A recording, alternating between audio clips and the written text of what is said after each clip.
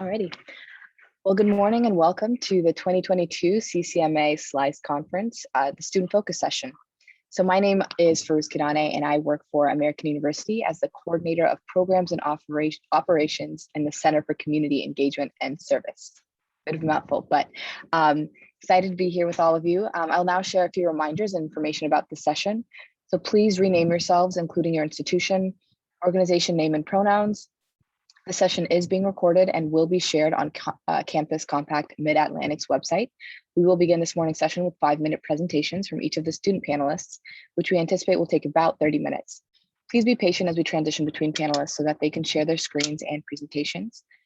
After each panelist has spoken, we will take a short break and return for a 15-minute reflection on the panelists' remarks and presentation. After that time, we will open the session to your questions and comments. We invite you to use the raise hand feature during the reflection and Q&A parts of this morning's session. We want as much engagement as we can get. That's what makes it really interesting. So please mute your microphones and keep them muted until the reflection and Q&A portion of this morning's session. We definitely do want to hear from everyone.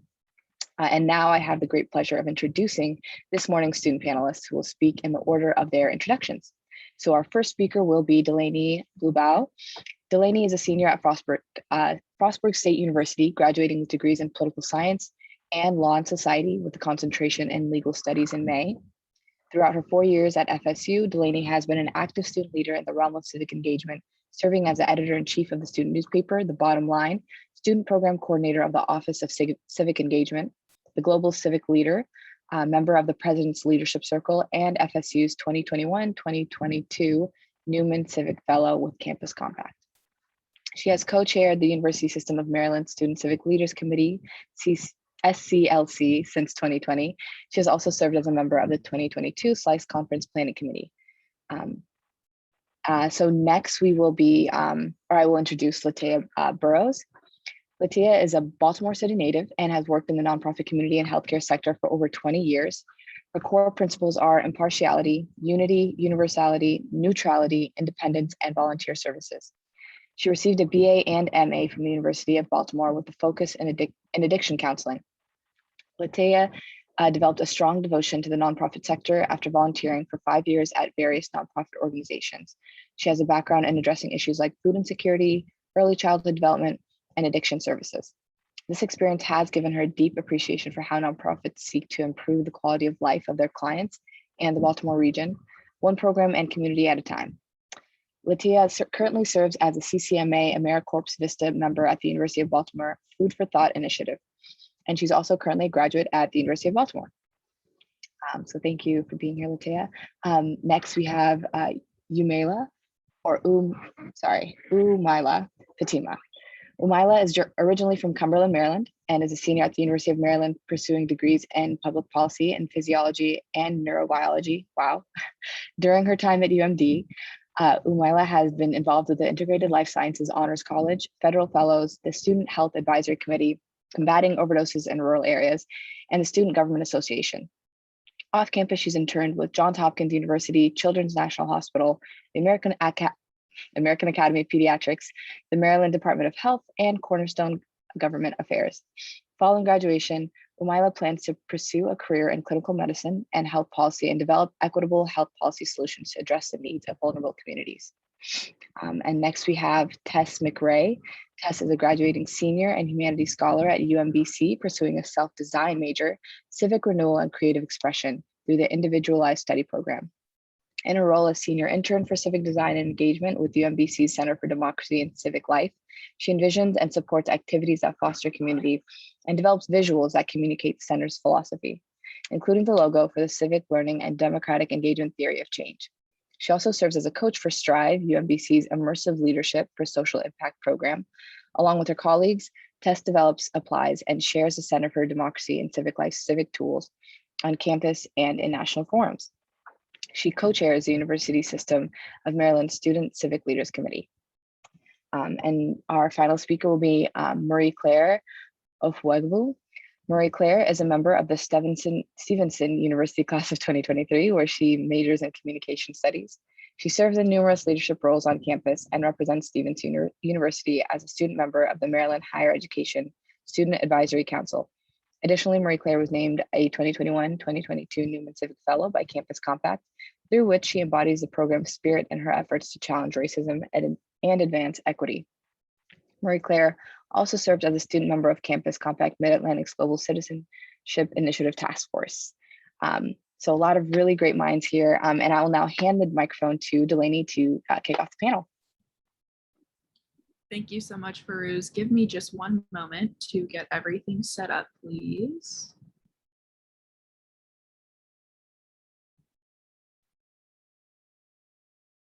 I guess it's sharing. You can see my screen, I hope. Okay, wonderful. Okay. Well, hello, everyone, and thank you again so much, Firuz. And thank you, everyone, for joining us today. I'm very excited to be joined by 4 other amazing student leaders across the Campus Compact Mid-Atlantic, and I appreciate the opportunity to be here today, so thank you. As Firuz said, my name is Delaney Blubaugh. I'm a senior political science major at Frostburg State University. I serve as the student program coordinator for the Office of Civic Engagement and FSU, and was nominated to be FSU's Newman Civic Fellow for the 2021-22 cohort. For those unaware, Frostburg State University is a state university situated in Western Maryland, which is indicated by the pin on this map. As you can see, we're pretty far out there from the rest of the state, especially the more metropolitan areas. And with that comes increased challenges to getting students to engage civically with other more progressive organizations that may be taking place or maybe having, hosting initiatives and whatnot, and doing their work in more central areas of the state. It can also be, very difficult sometimes because of this kind of dejection from Central Maryland to have necessary and community-oriented conversations around important equity and social justice issues, and to stay involved, like I said, with other national and state organizations. So the work of civic engagement in a rural area can be very challenging, and rural equity is an issue within itself, but it can also be ridiculously rewarding and so worth it. With my director, Patrick O'Brien, who is also serving as a panelist right now at another concurrent session. So hey, Pat, our team, with Patrick and our team who come from pretty much all walks of life across campus and the community, I've been able to identify with their leadership and their mentorship some challenges in working in civic engagement in rural America, which you can see in this slide here. I often refer to my campus as a progressive pocket within a conservative area. And because of that, we often run into this issue of partisan polarization between the community and the campus, which obviously come from different sides of the aisle. Our community population is also much older on average than our campus population, so it can be hard in many ways for community members to understand our students who come here.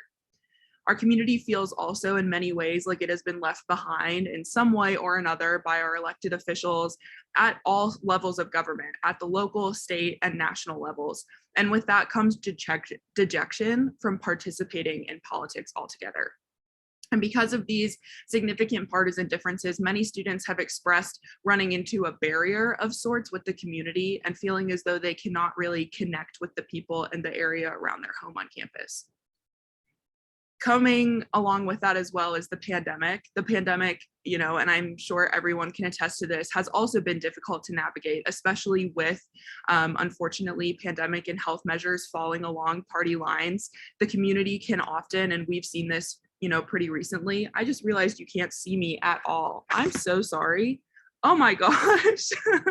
The pandemic, it's been difficult to navigate because the community can often be at odds with the protocols and the procedures for handling COVID on campus. And here's my face. So sorry you couldn't see me before. These challenges don't deter us, though. In fact, I feel as though they really strengthen our resolve, and they continue to inspire us to provide civic education and facilitate social and political engagement on campus. In looking at how we provide and facilitate equity in all spaces through work on our respective campuses, rural America needs people who are passionate about social change and can dedicate the time and the energy to educating the people who need it most. Despite these challenges, I feel like there are so many rewards to this work in working as a student leader in civic engagement in rural America. And the first of which is when you know someone, you know them. When you've made a connection with someone and built up a rapport in spaces within your community, it does make it easier to recruit guests for events, make spaces more comfortable for students to have familiar and friendly community faces that they can connect with, and allows for real work to be done. A really recent example of this, actually, which is exciting, is last night we had a conversation with women in public service panel that was facilitated by our office. And we had women from all the way from Frederick, who was an alumni of Frostburg, to Garrett County, different faces who worked in different spaces in public service, one as a city administrator, others as elected officials. And some students were actually offered opportunities last night after asking questions of our panelists, and, you know, connecting with them when we had a networking and kind of social hour after the panel had concluded, which was really exciting. So as you can see, students earn opportunities. They're offered jobs or internships or, you know, leadership positions in community and campus roles just because they attended an event, they asked an outstanding question, or had a significant impact on someone else in the room with them, which I think is pretty remarkable. And I think a hallmark of our small town, small campus environment. And a lot of necessary conversations have happened this way because we know people, because the same people work in so many different issues, in so many different issue areas and spaces within our campus and within our community. It's very easy to have necessary conversations about equity and about justice when, you know, often our conservative area would maybe choose otherwise. And because of our smaller campus, it also kind of removes the audience barrier often associated with larger populations. We can reach more people just because we have a smaller campus. We can have more people, especially with the pandemic, you know, the challenges of having larger groups in attendance and larger group settings and activities. It's easier to reach people because we, you know, are not necessarily worried about 1,000 students showing up to an event. It's more so like, we're reaching for 100 kind of thing, especially with so many students still, you know, virtual with the pandemic. And finally, another reward, but also a lesson I've learned in this work throughout the past 4 years at FSU, and I hope to continue to apply to work in the future, is that finding common ground is important when moving, especially against partisan political machines. When we meet with the community or bring community members onto campus, it's not always easy at first to look past their beliefs that often differ from our own as young progressive college students, but it can be worth it to try. A lot of students have reported, you know, that they can set aside differences for a common goal or good, and that has made it worth it to connect with community members, you know, whether they do fall across the party line and across the aisle than we are. They really mean it when they say you don't have to agree on everything. You just need one defining marker, that one matter that brings you all together. And when you find that, the real work can begin. Thank you so much. Great, thank you so much, Delaney. Now I'll turn it over to Latea.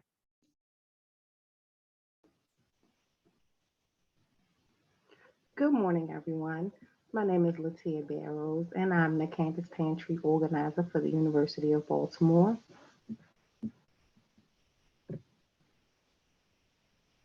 And so I'll be getting ready to share my screen with you guys.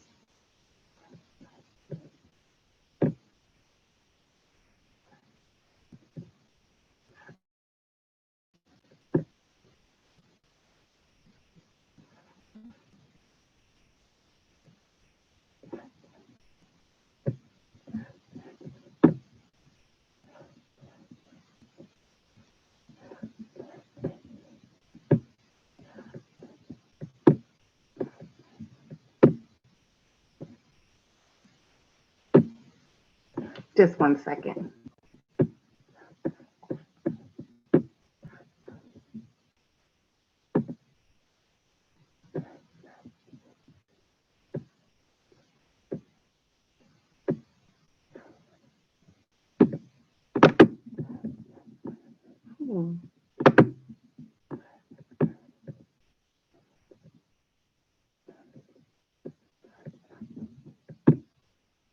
Just having a little technology difficulties.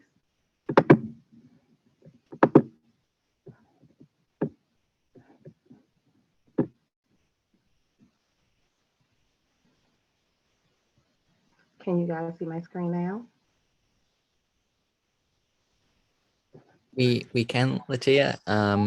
but it looks like it's the Zoom. I now see myself, which is a little embarrassing. There we go. Okay. Now we can see your presentation.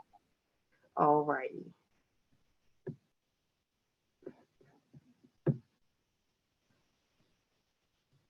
Okay.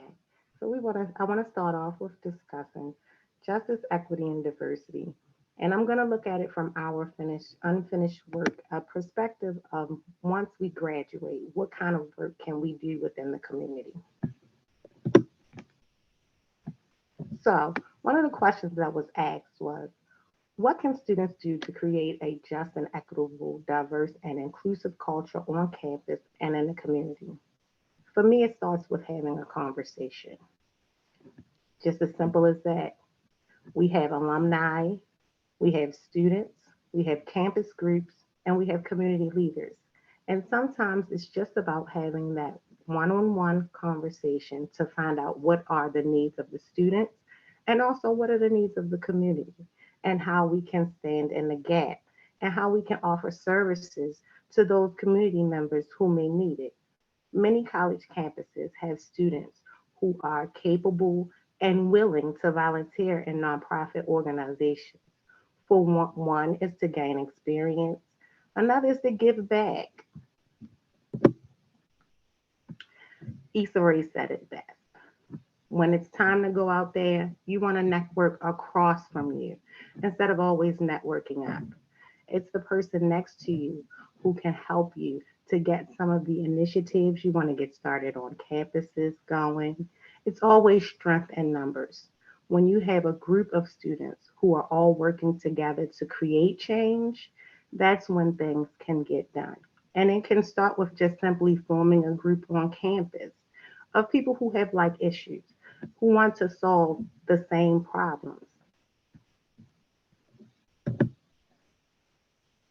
I chose to show these pictures because one demonstrates once you graduate, it's time to take the gown off, put on your jeans, and get to it.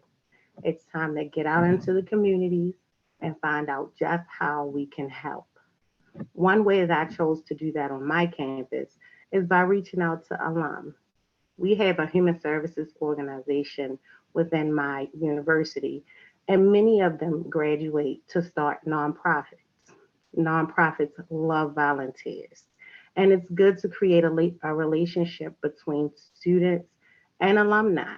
Students get to see just what it looks like once you graduate and you have your degree and you're in the field and you're working, what it looks like, what kind of an impact you can make. Alumni love to welcome in students so that they can share their expertise and all the things that they've learned and some of the pitfalls that they may have come across. One thing that I did during my visitorship at the University of Baltimore was to help one of our alumni with their Christmas drive.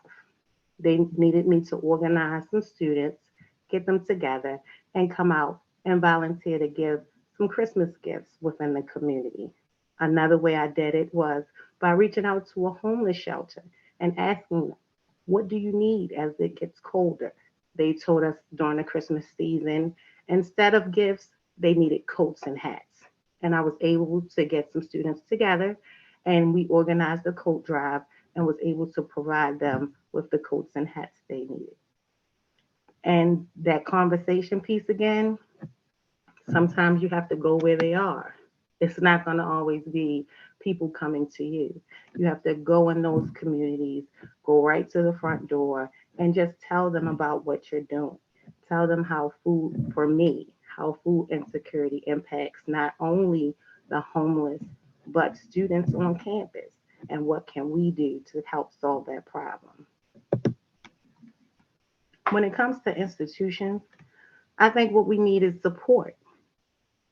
I think students sometimes need to know what can be done, how it can be done, and what are some of the resources that will be available to help them.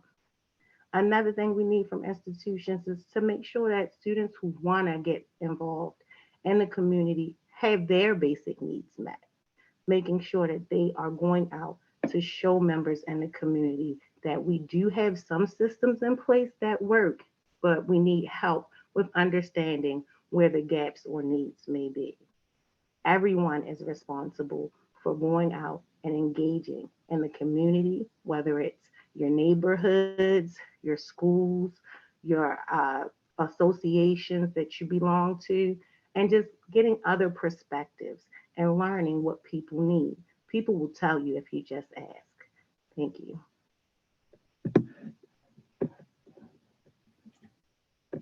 Great. Thank you so much again, Latea. Next is Umaila. Give me 1 second.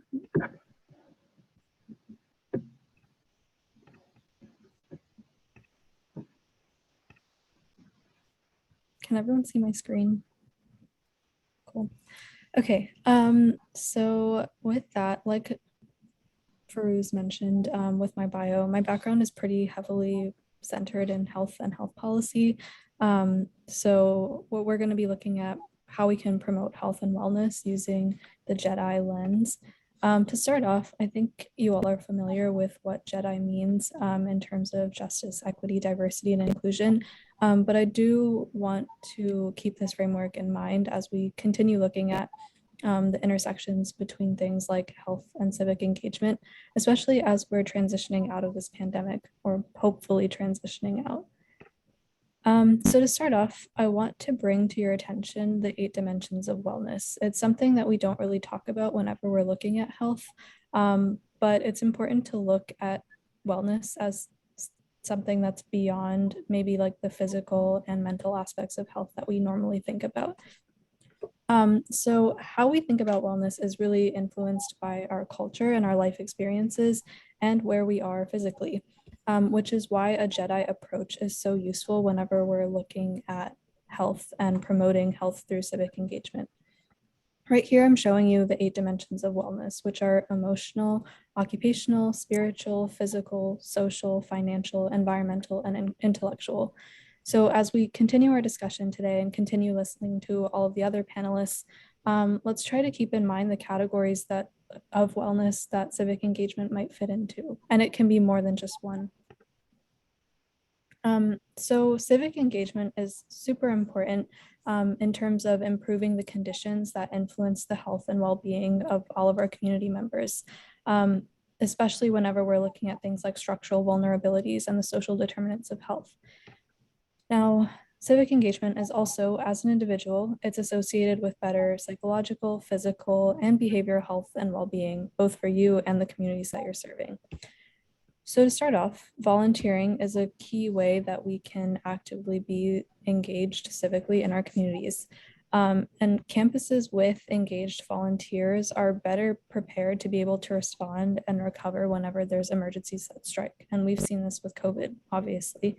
And at the same time, whenever you have students, faculty, and staff who are engaged with volunteering, that's improving their own health and well-being because they're serving a cause that they're passionate about.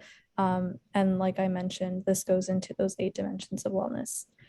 Another thing to consider whenever we're looking at civic engagement is voting and formal processes associated with civic engagement and how this can have impacts on the health and wellness of our campus communities, especially those communities that are often more vulnerable to health issues. And this can vary from campus to campus.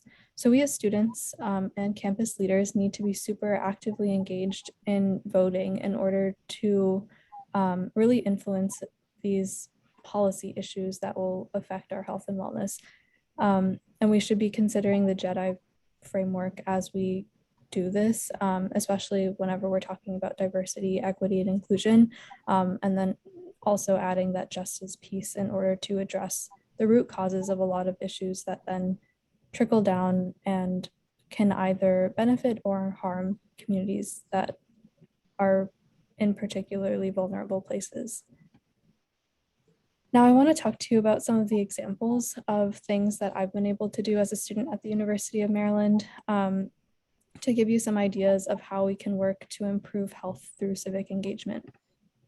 Because UMD is relatively close to Washington, D.C., Baltimore, and Annapolis, we're super fortunate to have a ton of opportunities to be involved with civic engagement at a local, state, and even federal level, which is really great. But I do recognize that not every campus might have the physical proximity that allows them to do this. But I think especially with the virtual environment, we can really leverage this and make our voices heard wherever we need to. So first, to get an understanding of the issues that need to be addressed within your community and campuses, I think everyone should engage in some sort of volunteering with your community, whether it's on campus or in the community's neighboring campus. For example, I've been able to volunteer during booster shot or COVID booster shot and flu shot clinics and talk to the students and faculty and staff around our area to better understand what concerns that they have in terms of vaccine confidence and understand how we can better promote health literacy within our communities. Other opportunities that you can engage in are holding focus groups with these different groups that you might not necessarily be a part of, but whose opinions and thoughts and concerns are equally as valid and need to be heard. So we've been able to hold focus groups with our students who are parts of the disabled community and the Black community and the Indigenous and Native American community, because these are often people that are not necessarily included in conversations, particularly with administrators, and inviting them to the table where decisions are being made and uplifting them so that they are also leaders within civic engagement is equally as important. We should also be using formal civic engagement processes to ensure that our voices are being heard. So at the University Health Center, where I'm able to serve in a leadership position, we've been able to use data from students who have filled out a survey after being seen through an appointment at the health center to better understand their concerns with issues related to diversity and inclusion, whether it's a provider not treating them well or not using the proper pronouns or the name that they want to be used.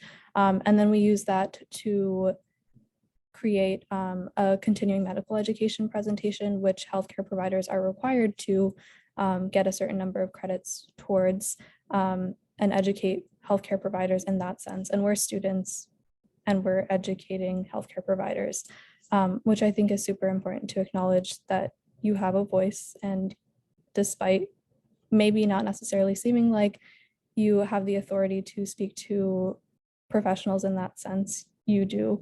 And then finally, I just want to underscore the importance of uplifting the voices of other students.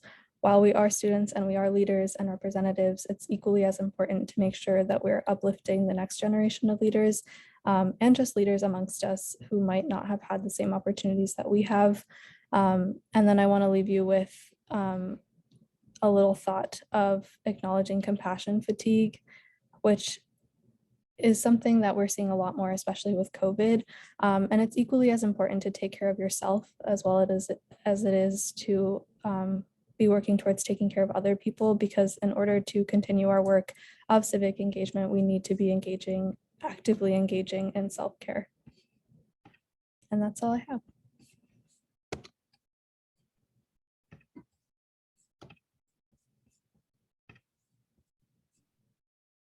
Great. Thank you again, Mila. That was great. So I will now introduce Tess for as our next speaker. Thank you. Thank you so much. Give me just a second to share my screen. Okay, can everybody see that? All right, awesome. So hello, everybody. Again, my name is Tess McCrae. I use she, her pronouns, and like Farouz said, I am a senior at UMBC, the University of Maryland, Baltimore County. It's really wonderful to be here with you today. And I'm going to be talking about stories and how stories are everything, which is a thread that I've also heard in some of our previous speakers. So like Farouz mentioned, I am an intern with UMBC's Center for Democracy and Civic Life. It is a department in our Division of Student Affairs. And the work that we do at the Center for Democracy and Civic Life revolves around the idea that in our everyday environments, in our neighborhoods and our classes and our student organizations and our communities, we can, that our relationships and the activities that we engage in, that counts as democracy and civic life. That is the site of change in our communities and important growth and learning and collective capacity building that we need to be doing together. So what we do at the Center for Democracy and Civic Life, my colleagues and I, is that we help people to develop the knowledge, skills, and dispositions that they need to co-create a thriving democracy. And I want to zoom in on two words in that sentence. The first word is co-create, which kind of means what it sounds like, right? It's this idea that we are not in our institutions and our communities in isolation. We are all here as a member of something bigger than ourselves. And if we're aware of that, and if we can be intentional about that, we can bring about the world that we want to see and the world that we want to live in. And the second phrase that I want to bring out of that sentence is a thriving democracy.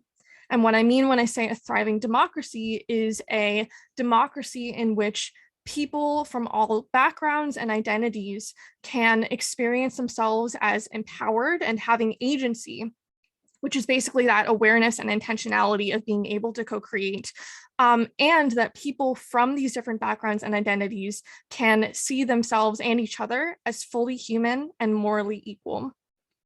So my colleagues and I, in the work that we do, how we put these ideas into practice, is we create spaces and environments in which students, faculty, staff, alumni, administrators, and community partners can gather together and share stories. We believe that stories are everything. That's a phrase that we use a lot in our work.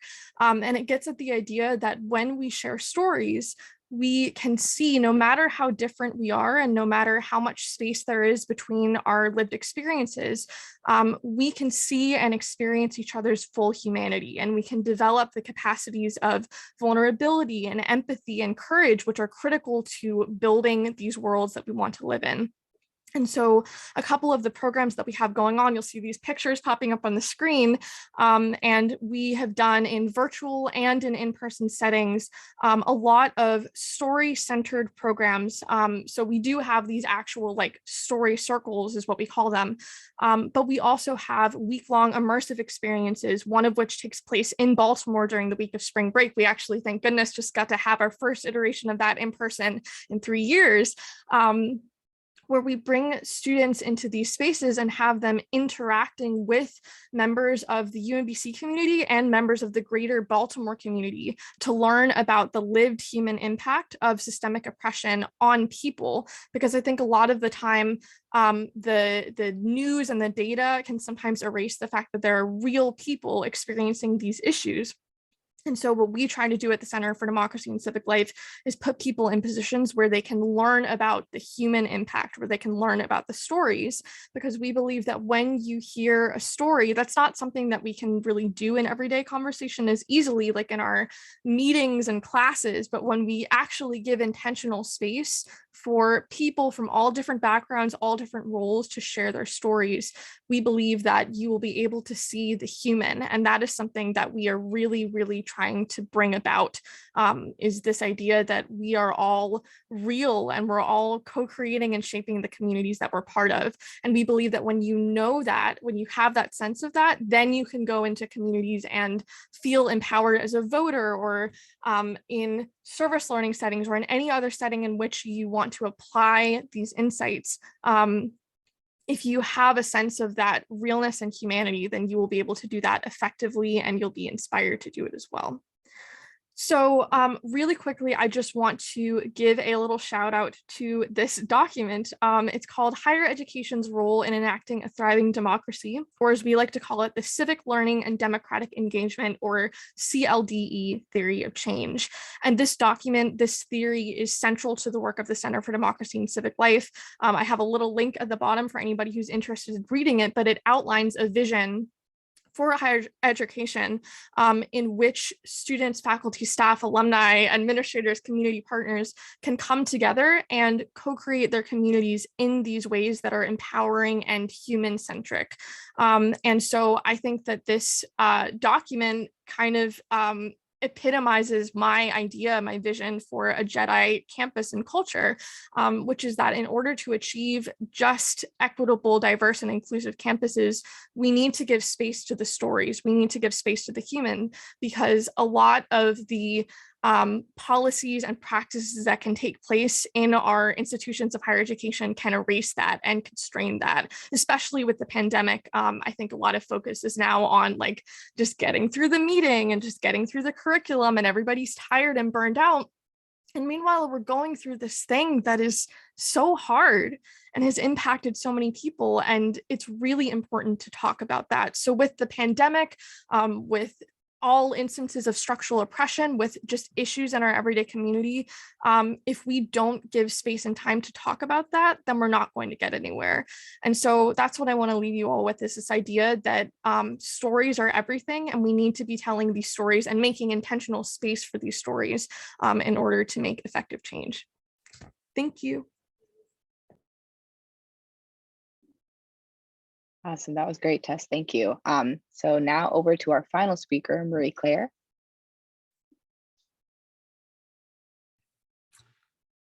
Hello, everybody. Just give me 1 second to share my screen.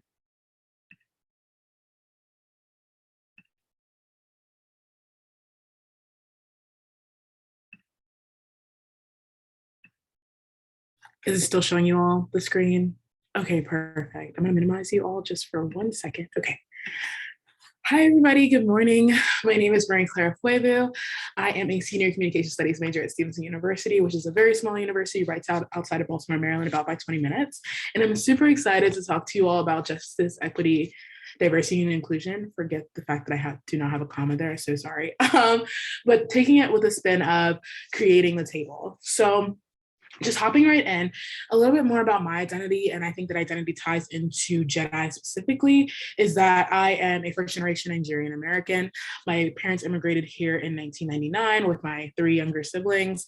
And just a little bit background of like where I come from and why I appear the way I do at a particular decision-making table is that I grew up in Falling Waters, West Virginia. I've actually never seen the waters fall, but that's actually from my region of West Virginia, and I just wanted to showcase that. But a little bit of background, and I don't know what everybody's like notions of what they've heard about West Virginia, but it is a predominantly white state. I grew up in a predominantly white neighborhood as well, and that definitely impacted me in ways that I didn't know did until college, when it comes to really not kind of seeing myself in the school system, as well as just overall like minority groups kind of having to flock together to try to get through. So with all of that, you know, I could ramble on and on all day about what that had and its impact on me. But I have grown to embrace it as what that was my reality and why I appear the way I do at the decision-making table now. And I'm working to always try and integrate that into the work I do today. So just a little bit of background on me. I worked with 2 other students at my university to instill an inclusivity action plan during 2020, when we were all like up in the air about where is this pandemic going? Where are we going from here? And everything that happened with George Floyd. So with that, we worked together to form an inclusivity action plan. And with that particular work, we were able to have it adopted by our university. But within that work, I thought it was just so important to realize that, you know, identity played a role into how we appeared in that document, as well as trying to take ourselves out of it and realize how that identity plays a role. So to effectively integrate Jedi into the work that is just civic engagement and creating this table that I've mentioned, I think it's just so important to first talk about identity. So this is a couple pictures of like, and I'm gonna story tell because I'm a communication major, we story tell all the time and we story tell through pictures. I am a first generation Nigerian American woman in her 20s that is able-bodied, straight, and from a middle-class Catholic family. And the reason why some of the particular pictures are bigger is just because of the fact that that's what I have in the forefront of my mind when I'm walking into spaces, and also sometimes what is told towards me. That's not to say that the 2 other ones are not like big in my life and they don't impact me, because they do, but that is why certain ones are bigger than others. And you're probably like, why is she sharing this? Why is this even important? But I share this with you because it is important to understand the differing disadvantages that people have in their identity and the privileges. So a particular aspect of my privileges are being able-bodied, being straight, being being from a Catholic family. So those are particular identity types that I definitely have privileges in, but I also have the disadvantages of being an African American and a woman. So with all that being said, I think it's just so important to realize that sometimes we have rose-colored glasses depending on the particular parts of our intersectionality that exist. And understanding how that comes to the table is so important to create proper change that's needed within Jedi work. And in doing so, we can fully understand how intersectionality exists with particular people at that table.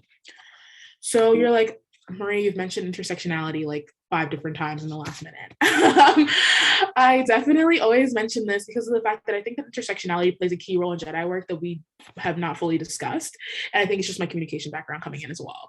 And so intersectionality is just like this crossroads. It's very much so always trying to figure out which identity am I going to come to the table with first, or what particular intersectionality exists that makes me think that this is a particular motive that I need to push right now. But I think that in saying all of this, I think that one important part is that I could sit here and say this is my identity and I listed out all the particular parts of my identity. But as somebody else could have that same list of identities, but have a completely different experience, be a completely different journey, and kind of fighting this portion of intersectionality that exists in this change making.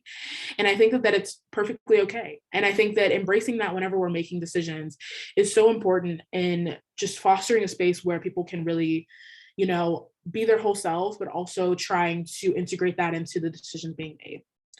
And I also want to say that when we're talking about identity, when we're talking about Jedi work, it's so important to realize that not only are people on their own journeys, but there also is a sense of always waiting to figure out who's going to mention it and who's going to say, you know, this is our expectations, this is how we appear in the space. Because I have been in very few spaces where we talk about identity and how that impacts the decisions we make.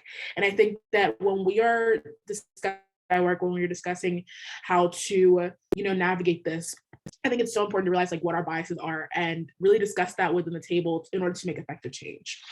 So I say all this also that when you have that particular conversation, you're able to catalyze others to see the role that they play and encourage them to become involved in the things that matter to their particular community. I can sit here all day and say, you know, West Virginia did have a major impact on me, but I think that I can no longer be angry or feel as though, you know, why was there naiveness that existed when it comes to addressing racism, homophobia, all the things that definitely should not exist, especially as somebody who went through the K-12 system.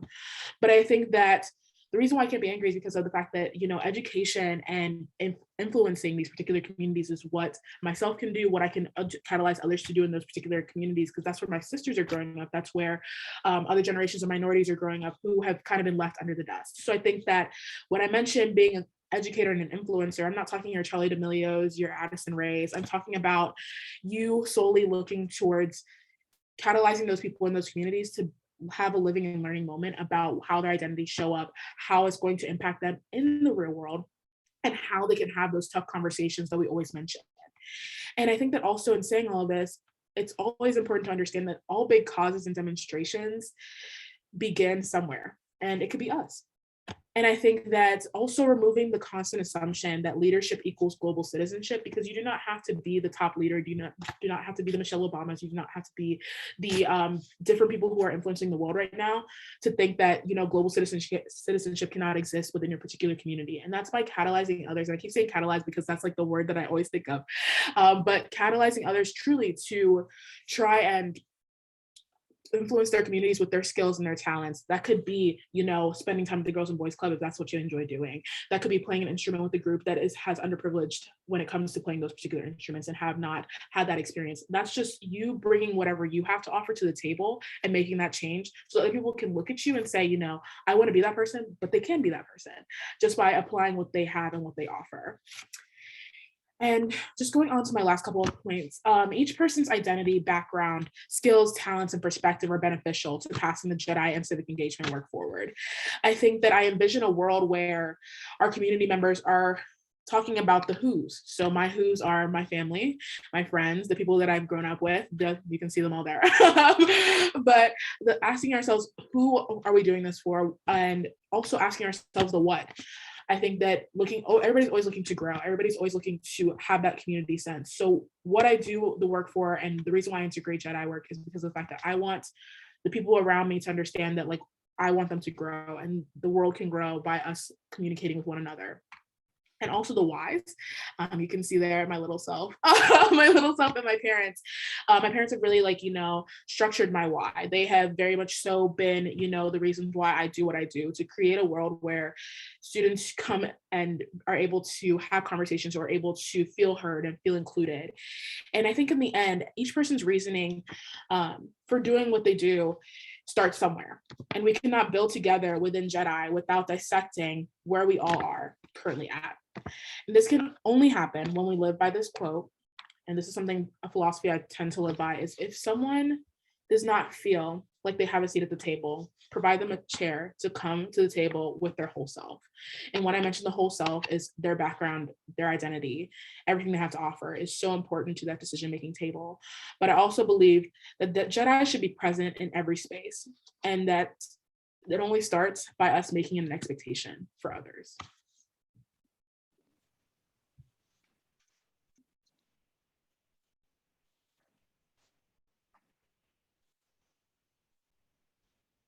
Awesome. Thank you so much, Marie Claire. That was amazing. So thank you all for listening, and thank you to all of our panelists for the wisdom that you just shared. So join me in offering them all a round of applause, virtual applause. You'd like to do that through emojis or coming off mute.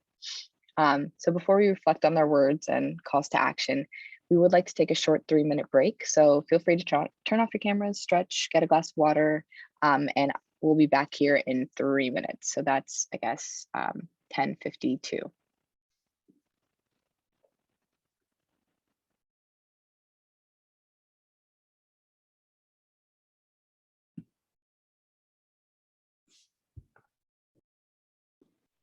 Okay, awesome. So, well, I hope that everyone was able to engage in some deep reflection on the content of the morning's panel. Hopefully everyone got to really talk about some of their favorite things that they heard or things that they want to take away. But now we'd like to invite you to share some of those reflections and ask our panelists questions. So please use the raise hand feature. That way I can call on you and you'll be able to unmute your microphone.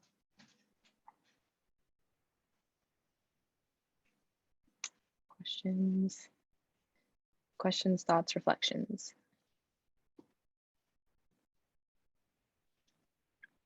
Yeah, go ahead, Max. Sorry, I want to apologize ahead of time. I don't actually have Zoom downloaded on my laptop, so I don't have the raise hand feature, which is so cool. You'd think after 2 years of a pandemic, I would have made that happen for myself, but I digress. So me and Cecilia are in the same boat here.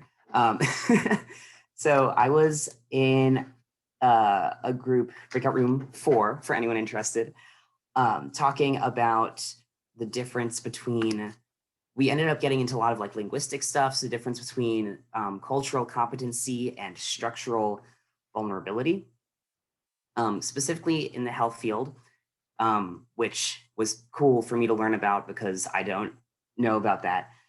And it's very, I really enjoy hearing about how you can use these different paradigms to view social issues. And I think it's important from a perspective of someone who wants to make change, like to the society that I live in, kind of externally of myself, but internally, I think I'm going to get a lot of good material out of these terms because I'm not speaking very linearly and I apologize, but I'm interested in using, cultural competency versus structural vulnerability concepts in reviewing how I think about social issues, which I think is equally important because I don't think an individual has a good chance of making meaningful change if they don't understand their own understanding of social issues. So I really appreciate everyone who presented, and especially if you touched on those concepts. That's very rewarding for me to hear about.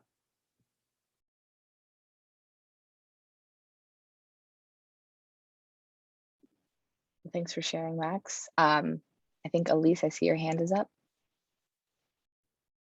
Hello, I just came in a little late, but I chatted with my group And one of the things I wanted to ask, based on your conversations and the presentation that I missed, how does that conversation or content play a role with the library? And I'm an academic librarian, so I primarily work with undergrad to graduate students and faculty.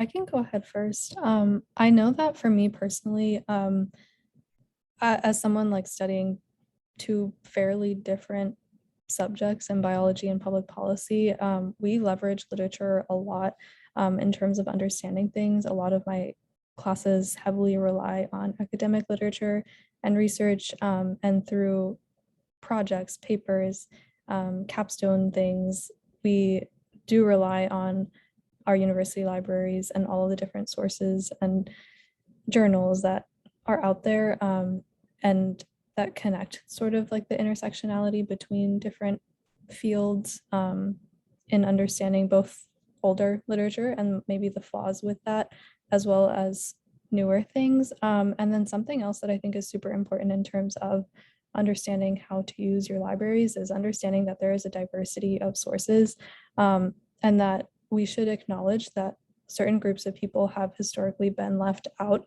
of specific fields within science, and like a lot of biology things that I've learned over my time at Maryland is that a lot of literature, especially those breakthrough scientific papers, come from like privileged old white males, and that's because others who represent other groups have been left out of those fields and positions of like academic leadership.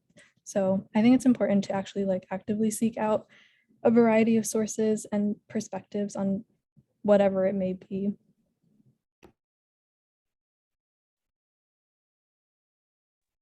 If I could also add to that, our library system on campus is actually one of the entities that facilitates a lot of our conversations around the JEDI kind of intersections on campus, which is really interesting.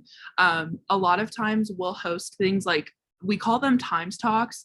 So we take an article from the New York Times that is, you know, a current issue. Most recently, our Times Talk was about Florida's Don't Say Gay bill. And we have library staff come in and they'll bring, you know, they'll have read the article as well so they can contribute to the conversation. But not only that, but they'll bring a lot of sources that are both past and present, like Amila touched upon, because we're in the same university system. So we have a lot of the same sources just through the consortium. But they'll actually bring those to the event and they'll encourage our students and our participants to read those. They'll also touch upon them. And a lot of students have actually left like with the books that they've brought, or the different sources that they've brought. A lot of times they bring out old printout articles, which is really cool. So students have actually left with those. And then, you know, they have an increased participation with the library system after that too, which has been awesome.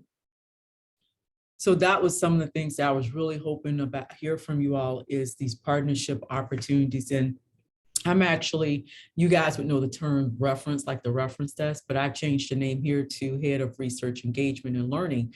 That reference is where you go and use reference tools, and primarily those tools are online, and really most of you are using Wikipedia is not what we really want, because they're actually in biology, depending on what the topic is of public policy, there's a encyclopedia or a dictionary that specifically address those topics, say in Credo reference. And so those are the types of things that we want to lead our students into doing more of, but also to create those partnerships. And I need to also say, I am an alumni of Florida State University. I graduated 4 times from there. Just want to say hi about that. But it is awesome to hear that. I'm probably going to use that. And I'll share one of the things that we're doing here at Lamar in the process is that I wanted to increase how we approach diversity, or JEDI, as you all call it. How do we approach that with students and get them involved? So I created this thing called the listening tour, and I'm asking primarily first underrepresented students to tell us about their favorite author. And the book should be from an underrepresented author talking about an underrepresented group. And so the students have been bringing me books to read. And so I read, but like working with this, you have to read a lot faster. So that's one of the things that we've been trying to get more students in, to create that narrative of diversity, with them actually identifying the book, the content, talking about it, and how does it impact the topic of Jedi.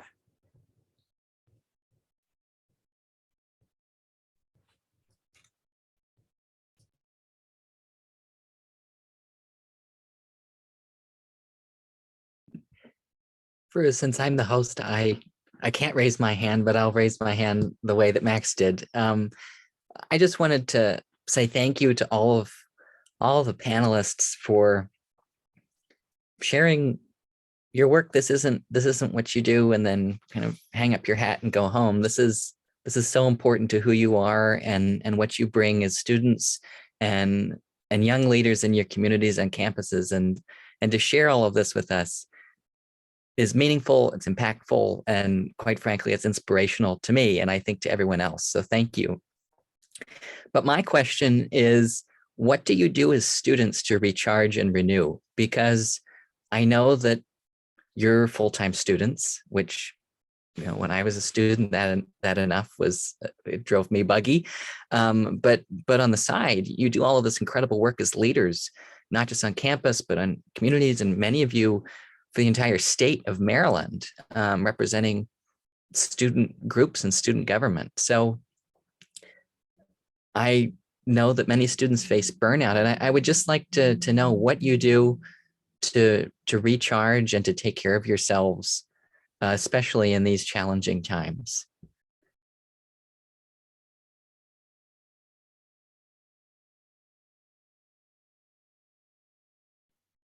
I will be completely honest. I'm still working on it, and I'm graduating in a month. I think that very much so. I get by watching Netflix. I get by finding like mini pockets of peace. I think, but genuinely, I think that the ways that I recharge is honestly by talking to people, and I think that helps me a lot in refilling my cup, but it also helps me collect stories and be able to apply to the work I do. So like, I guess I'm consistently working, but I think that really just trying to be engaged in my community, being like vividly there, if that makes sense. So I very much so am always trying to like spend time in our cafeteria when I have an apartment. So like I could literally cook every night, but I tell myself I'm going to use a meal swipe every once in a while to like go onto campus and like have those conversations with people. And, sometimes it leads to, like, for example, I had an in-service last night for RAs and I sat down and had a 2-hour conversation with my friends afterwards. Like that refills my cup. So, like being able to find those pockets of like peace with like people around you that really fill your cup back up, or just trying to take time. I try to use every couple of weekends or so to just like go do something outside of my comfort zone. So then like that could be like going on a hike. I'm not a hiker, and I'm from West Virginia, but I'm not a hiker at all. So being able to, like go on those walks, do those different things. That's kind of how I try to like recharge, but also kind of like add to that overall, like trying to collect as many stories as I can with other people. So like I'm an extroverted nature. So yeah.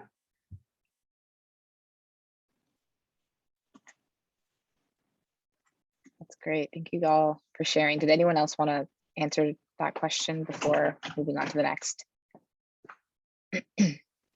Okay. I have my hand up, but I can take it down. Okay. So I am a graduate student, part-time. I work full-time. I'm a mother. I'm on the student body. I have a fellowship, and there's more. But wait, there's more. But I think it's important to, you want to say be selfish sometimes, but it's really self-care, because if I'm not in the right mindset for myself, I'm not going to be any good to anyone else. So I think it's important, as the previous lady said, nature, get out in nature. That's important. I have a lot of house plants, like a lot, like over 100 in my sunroom. So I think it's important to just disconnect, even like go do something for yourself, get your nails done, get a massage. It's important to treat yourself sometimes. And then for me, I need a lot of alone time to recharge and get my thoughts together. And and just having like a schedule each day of what you're going to do. Don't try to do everything in one day, schedule it out throughout the week. I see Delaney, me too, Nicole, so many houseplants. I would say it's a problem, but it's my therapy. So I could have worse vices. That's good. Thank you so much for sharing that, Nicole. That's definitely quite a load you have. I know Latea had her hand up, and then I think Max as well, and then Susan. So for me, it's having diversity even in the things that I do. So while I do work at the campus pantry and I do all the civic engagement there, I also volunteer at schools. So it's seeing the kids react to me being there that refuels me. And I also take that time for that self-care at least once a week for 4 hours. It's just for me, whatever I want to do. It could be nails, it could be gardening, it could be whatever, but just taking a couple of hours each week just to have peace of mind and not deal with work or anything like that. That's one of the ways that I recharge. Journaling is really, really important to me, and just writing, being able to write down those things so you can go back and reflect on them. If you're having a hard week, you can go back and reflect and say, well, last week wasn't that hard, and things like that. So that's how I refuel.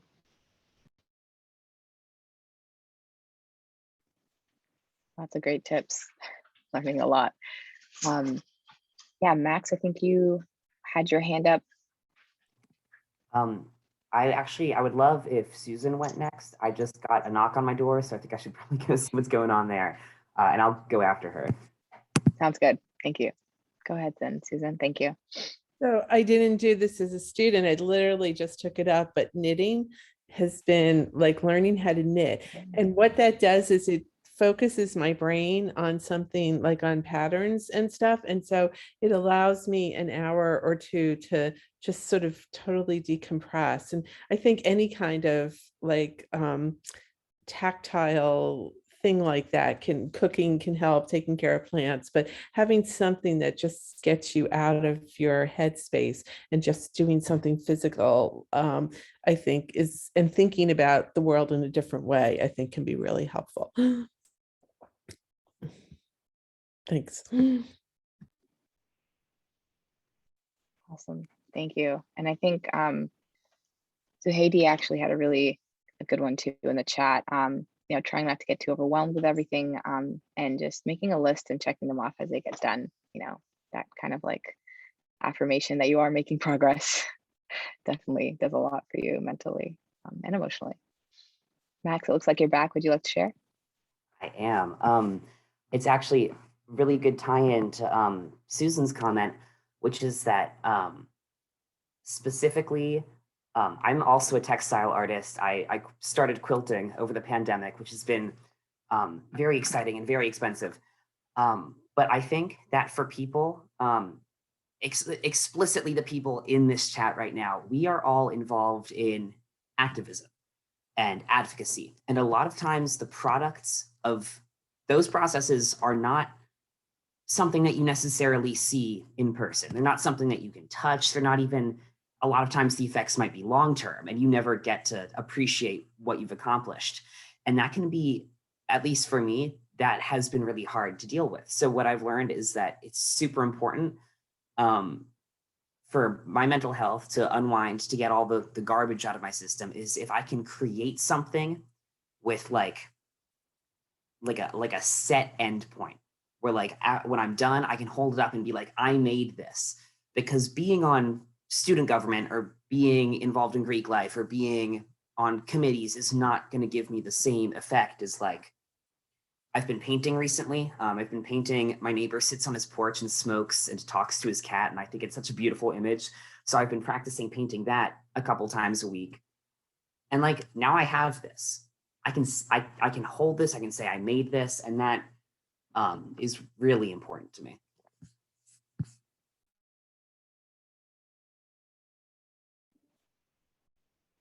That's really beautiful. Thank you all for sharing. These are all really great and very personal, but so helpful to see how other people kind of manage this work.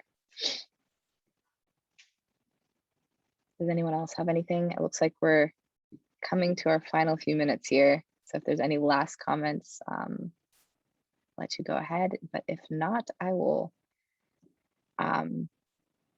yeah, go ahead and wrap us up then. So thank you all again for being here. Thank you to Delaney, Lithia, Umaila, Tess, and Marie Claire for sharing all of your experiences and giving us a lot to reflect on during the session. So thank you to everyone for engaging so deeply with the issues and what they've shared. And as a reminder, this afternoon's concurrent sessions will begin at 1 p.m. One session will include faculty speakers and the second will include community engaged practitioners. So all are welcome to attend either of these sessions, and the closing conversation with Shirley Sagawa will occur this afternoon from 3 to 4 p.m. So thank you all again and hope to see you this afternoon.